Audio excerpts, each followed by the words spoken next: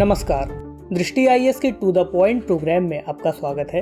आज का हमारा टॉपिक है आत्मनिर्भर भारत आर्थिक पैकेज। तो देखते हैं यह चर्चा में क्यों है। प्रधानमंत्री नरेंद्र मोदी ने आत्मनिर्भर भारत अभियान के लिए विशेष आर्थिक पैकेज की घोषणा की है। 20 लाख करोड़ रुपए से अधिक का यह आर्थिक पैकेज देश की जीडीपी के लगभग 10% के बराबर बताया जा रहा है।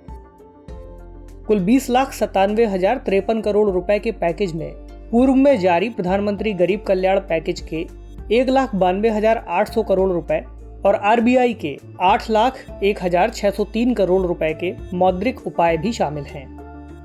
वित्त मंत्री निर्मला सीतारमण ने 11,02,650 करोड़ रुपए 5 किस्तों में जारी किए। किस्त 1, व्यवसाय एवं एमएसएमई क्षेत्र। एमएसएमई को 3 लाख करोड़ रुपए का बिना गारंटी कर्ज उपलब्ध कराने की सुविधा दी जा रही है। कर्ज नहीं चुका पा रही एमएसएमई इकाइयों के लिए भी कुल 20,000 करोड़ रुपए के कर्ज की सुविधा का ऐलान किया गया है। एमएसएमई फंड ऑफ फंड्स के माध्यम से 50,000 करोड़ रुपए की इक्विटी सुलभ कराई जाएगी।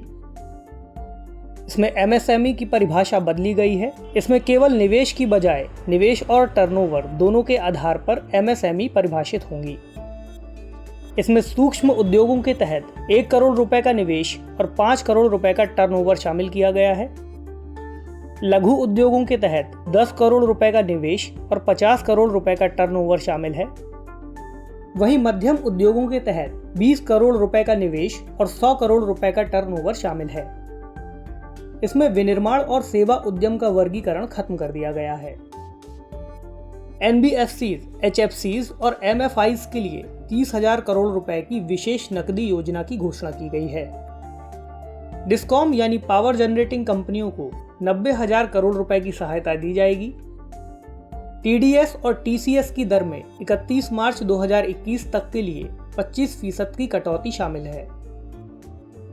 विवाद से विश्वास स्कीम के तहत जिन कंपनियों के टैक्स विवाद बाकी हैं, वह 31 दिसंबर 2020 तक बिना किसी ब्याज के टैक्स दे सकते हैं।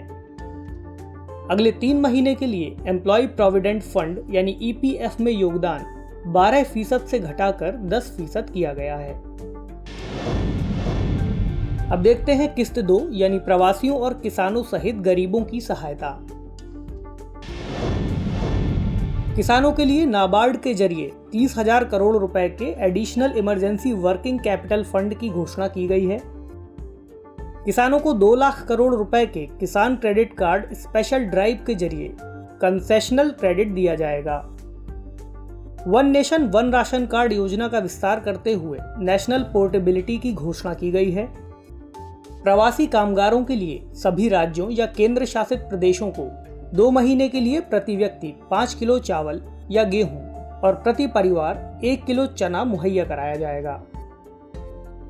स्ट्रीट वेंडर्स के लिए 5,000 करोड़ रुपए की विशेष ऋण सुविधा दी जाएगी।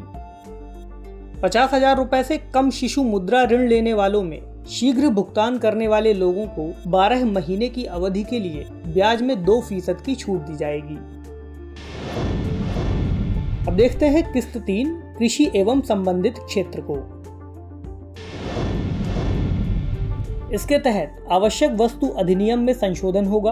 अनाज, खाद्य तेल, तिलहन, दालें, प्याज और आलू सहित कृषि खाद्य सामग्री को नियंत्रण मुक्त किया जाएगा। माइक्रो फूड एंटरप्राइजेज यानी एमएफई के औपचारीकरण के लिए 10,000 करोड़ रुपए की सहायता राशि के साथ vocal for local with global outreach योजना शुरू की जाएगी। Top to total operation green का विस्तार टमाटर, प्याज और आलू यानी टॉप के अलावा बाकी सभी फल और सब्जियों के लिए भी किया जाएगा।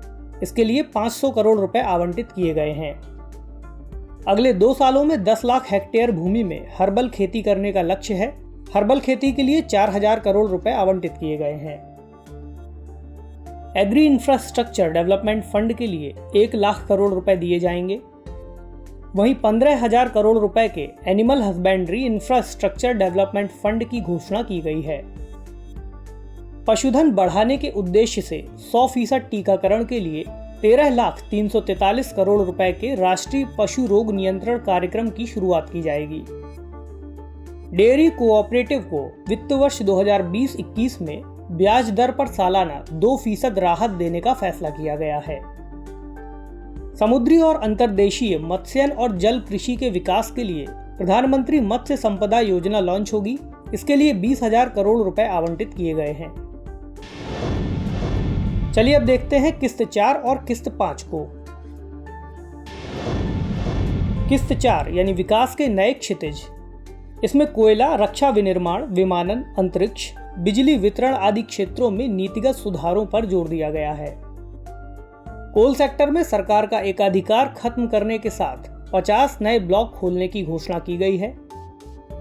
डिफेंस सेक्टर में ऑटोमेटिक रूट से एफडीआई की सीमा मौजूदा 49% से बढ़ाकर 74% की गई है। सोशल इंफ्रास्ट्रक्चर के लिए 8,100 करोड़ रुपए की घोषणा की गई है। वहीं प्राइवेट सेक्टर इन्वेस्टमेंट पर जोर दिया गया है।